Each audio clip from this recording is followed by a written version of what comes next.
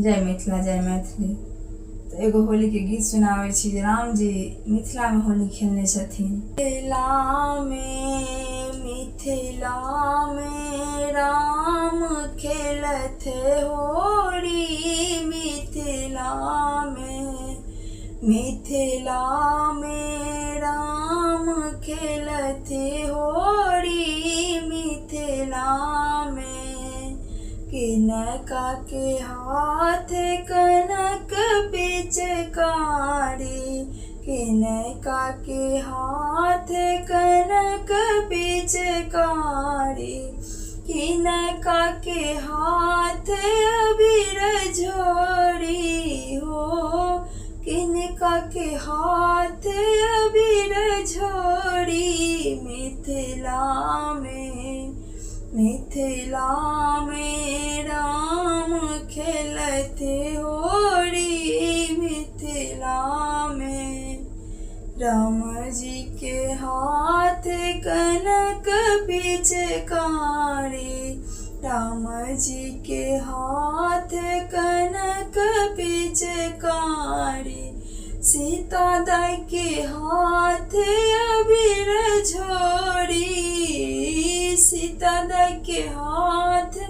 अबीर झोरी, मिथिला में राम खेलत होली, मिथिला में किनका के भीगे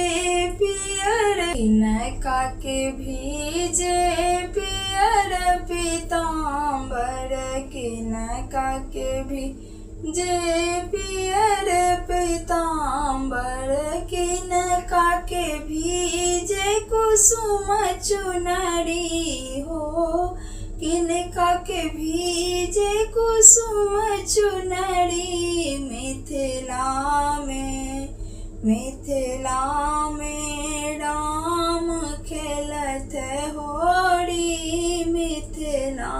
में राम जी के भीजे